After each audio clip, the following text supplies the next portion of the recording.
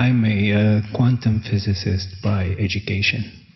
Now I work with blind people and people who are losing their sight to try to preserve the sight. In doing so, I carry a lot of their pain with me all the time. And wherever I look, I see your teaching. Whether it's quantum physics, whether it's how the body works. And I try to convey that to my colleagues, just to try and not only focus on saving the sight, but also, even in a very small part, healing these people, helping them deal with that. However, I'm in the investment world, so I'm always faced with a lot of resistance, because it's not conducive to good business to spend too much time being too soft. And I was wondering if you can comment a little bit on how can I help the patients and also help the people who are in the business side of things. Yes. Thank you. So you work in a hospital or clinic that specializes in helping people with their sight? Actually, I'm an inventor, and I take my inventions. We have an investment firm. So we work with people not only in this country but other countries to try and find solutions to restore sight for people who have completely lost their sight, or preserve whatever sight is left for people who have things like that. Yes. So in addition to treating the eyes, the eyesight of humans, you realize there's more that you are able to do for them. There's an additional dimension there, and there's a little bit of conflict between this. Again, we come again to the system that you work in and what you feel that you need to do to feel fulfilled and to help others in becoming more conscious, sometimes using their suffering to become more conscious. Yes. So is it you need to see whether you can still, it is very important for you to continue to do that, because this is why you are here. It's not just, you treat the whole human being, not just one part of the body.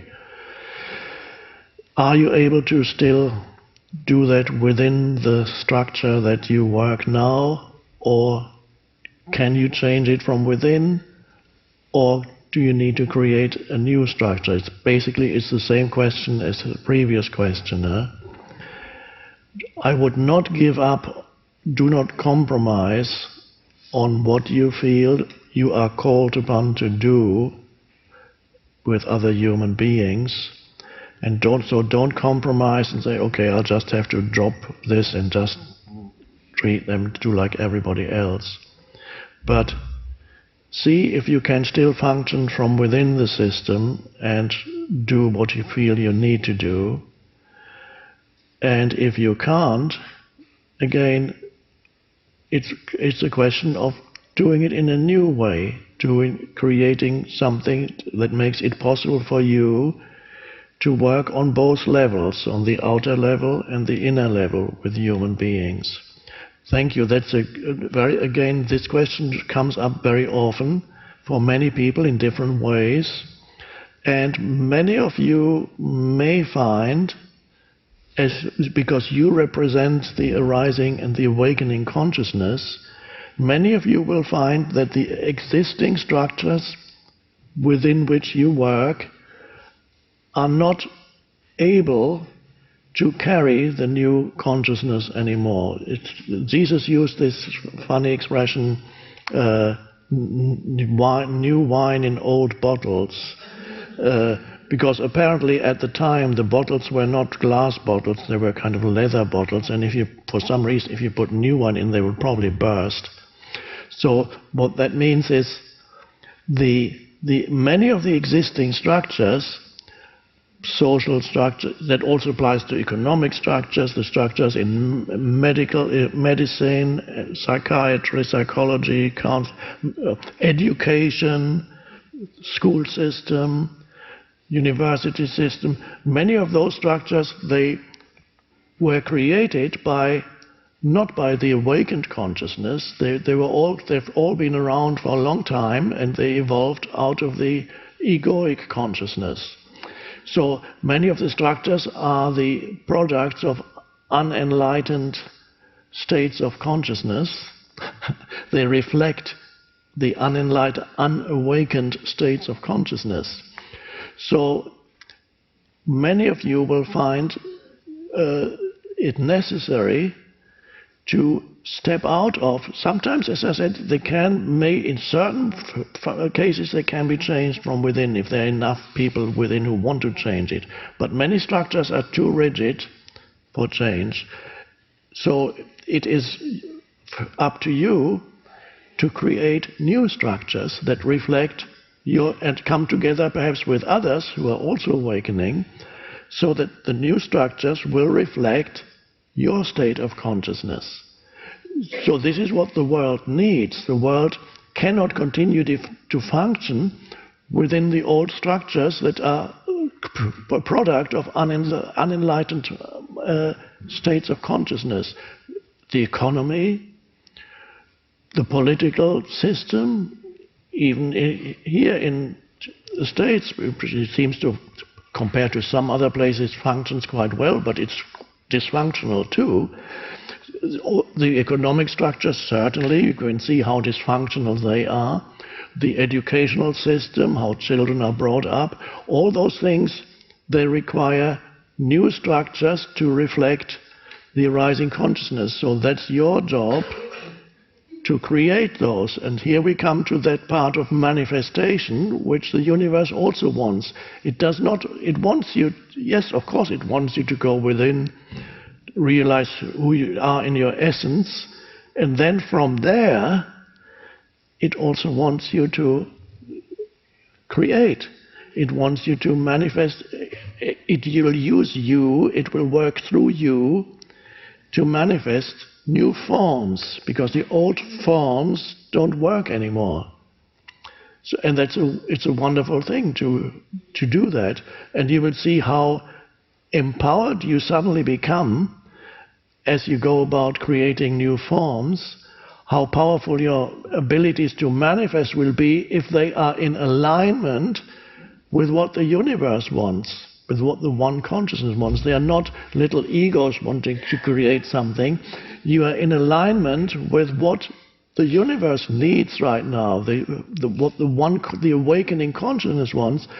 If you then start manifesting from that deeper level within yourself, you'll be amazed how empowered you can be in your manifestation. Sometimes there is a time gap, so sometimes manifestation happens very quickly. Sometimes you need to as you are inspired, so to speak, a blueprint of what is possible, of what you, or not so much you, of what consciousness wants you to create may arise in your mind. And this mental blueprint of what you want to create, this may be there for a while. It might attract others with similar mental blueprint, and then at some point the manifestation begins. Some action may be necessary, but again, the action that you take will be inspired by the consciousness, and it will not be stressful. This is a new way of creating. If stress comes in, you're falling back into the old consciousness. This is a joyful way of creating new forms and new structures in this world. The old way is to create, while you're creating, you're stressed and angry and you're fighting others. Of course, you will encounter obstacles to that which you want to create, because the old structures, they will regard you as an enemy in some cases. And that's fine. You have no enemies. Let them regard you as an enemy. But to you, you don't attack. Another important thing. You don't attack the old structures and say how dreadfully wrong they are. Focus on the new, rather than, and especially don't attack the people who are still identified with the old structures and work within the old structures. They are just a little slower in awakening. So the important thing in the new way of creating external forms, if obstacle arise, then the obstacle can be overcome not by attacking it. Some obstacles are overcome by yielding. So let's say something is coming at you, you want to go this way and create that, and somebody says, no, you can't do that. And so sometimes you yield, here comes the obstacle, and you almost go around. Or you use similar to martial arts, maybe Kim knows more about that than I. Something comes at you, and the very energy of the attack can be turned around if you're not in a resistance mode against. That's vital. But yes, you will encounter obstacles, and that's part of that can only help you with deepening your resolve and deepening your connectedness to the consciousness that wants to create through you. I saw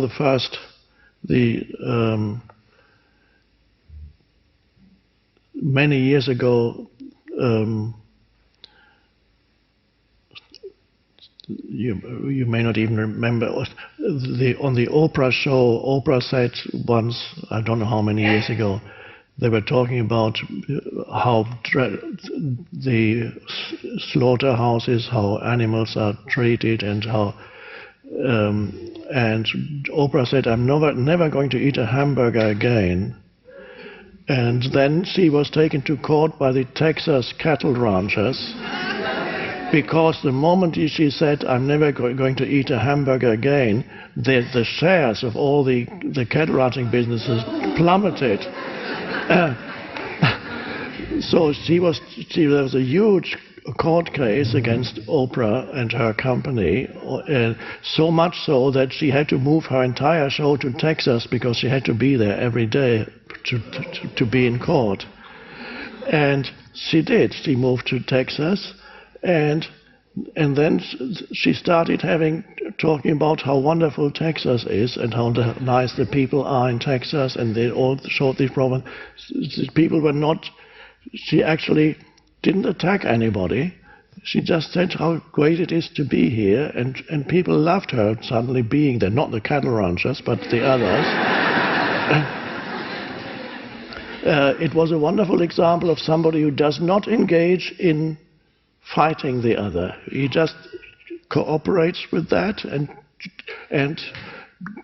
sees the good in the situation. And in the end, the cattle ranchers lost.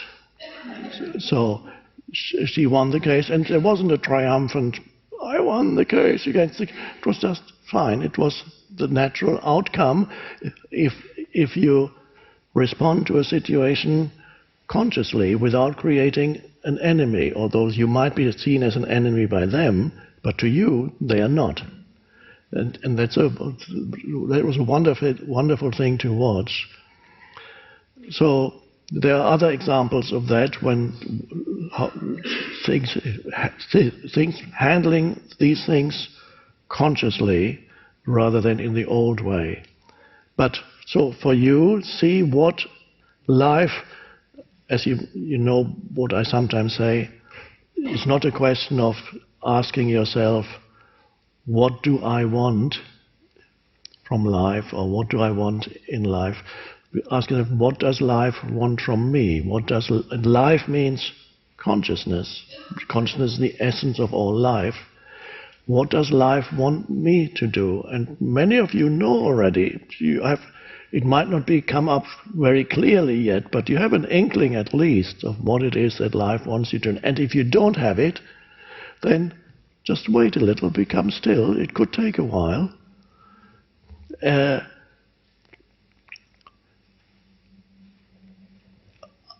Some of you may not have to do anything at all. That's fine too. Not everybody is there to create some new structures. You may remember I use the expression frequency holder for certain people who are contemplative. There are some people who are by nature quiet and withdrawn, and then they're never really interested in creating anything. They just want to emanate peace. In traditional societies, they would have lived in a monastery or in an ashram. Well, in India, ashrams are still popular. So you can go to monasteries. These days are closing down because these are some may still be lovely places, but in many cases this is part of the old structures through which in the past spirituality expressed itself. Some of the most spiritual people in the West, they were not part of the hierarchy of the church. They lived in monasteries and you didn't even know them. They were simple, humble monks. Most people in the church hierarchy had huge egos and they were only interested in power.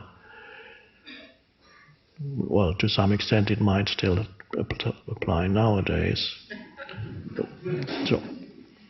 So new forms, whether some of you might have healing centers, some may create a place like this, as a retreat center for people to come to. All kinds of things, or you use your own modality of work and create a new structure through which that can express itself in this world. So wonderful opportunities and challenges lie ahead.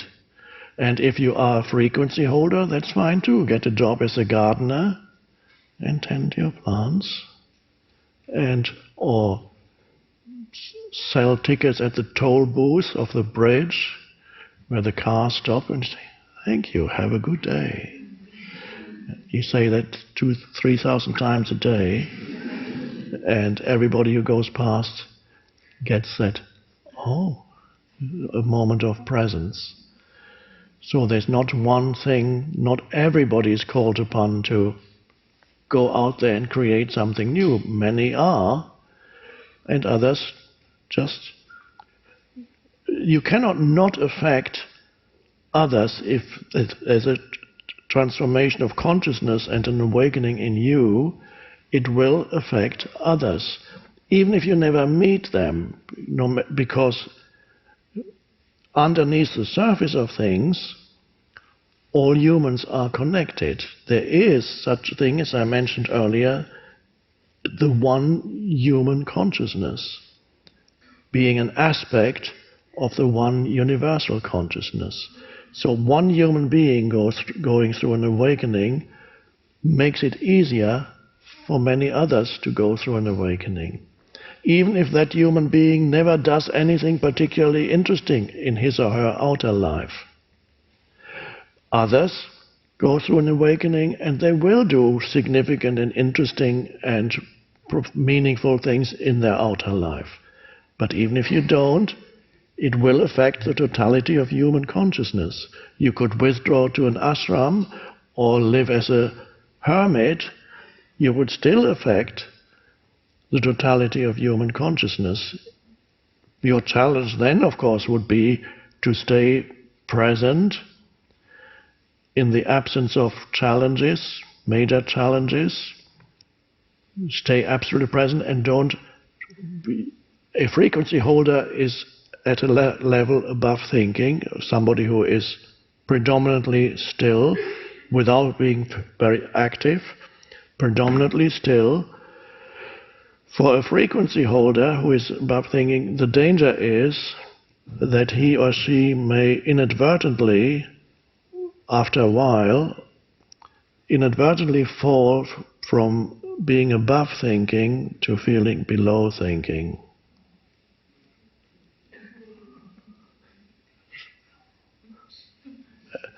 And the danger of the active person who acts from this higher level of consciousness is that he or she may become so focused on the doing, beginning to think that the doing is more important than the being behind it, and then loses touch with the being, and therefore also gets lost in doing and falls below thinking and gets trapped. What he wanted to avoid in the first place gets back into the same trap of mind. So I have seen there have been people who wanted to create a healing center, and they were not vigilant enough to observe their own states of consciousness, because there's so many things to do and to consider, and then you come together with others. We all have the same endeavor, but unfortunately they're not vigilant enough, so the ego creeps back very quickly, and then instead of creating a healing center, they create an extremely dysfunctional organization where they all hate each other. There are also churches like that, church organization. When they have their committee meetings, there's some extremely angry people in these committee meetings. They hate others. Even while they open the book and say, love your neighbor as yourself.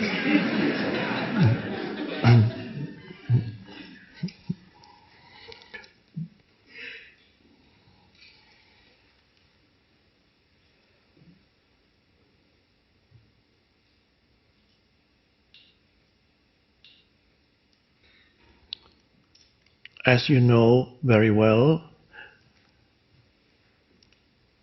when you want to create something or something wants to be created through you, the important thing is to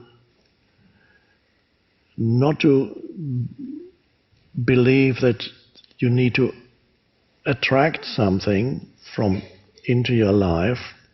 It doesn't manifest from there, it manifests from within out. So the feeling that it's already a reality in you, Jesus already said that, when you pray for something, believe that you already have it. And of course, many books that you can read on manifestation, the good ones, will also tell you that when you want to create something, you need to feel its reality already as here and now. It is already here. In a way, it is already here. And you do not postpone your feeling of accomplishment and fulfillment and the joy of this being it that needs already to be there, because in a way it is already, on the inner level, it's already fully there. That is the secret of powerful manifestation, is to feel. How would you feel if you already had that right here and now? Oh, that's the basis for creation. That would feel wonderful. Okay, so you are feeling wonderful right now. Yes. Why are you feeling wonderful? Because I'm imagining that it's already here. Okay, that's the beginning of manifestation. That you feel it's already here. You are not looking to the thing that you want to create, expecting some kind of future fulfillment through it. So you need to manifest out of the fullness of the present moment. If you lose touch with the fullness of the present moment, which means being in touch with being, in touch with the essence of who you are, that's where all fullness arises. The fullness of life, as Jesus called it, the emptiness, as the Buddha called it. If you are in touch with that, you create from there, then the satisfaction is already here. It's not postponed to some future moment. And then you become a powerful creator, or the universe creates powerfully through you.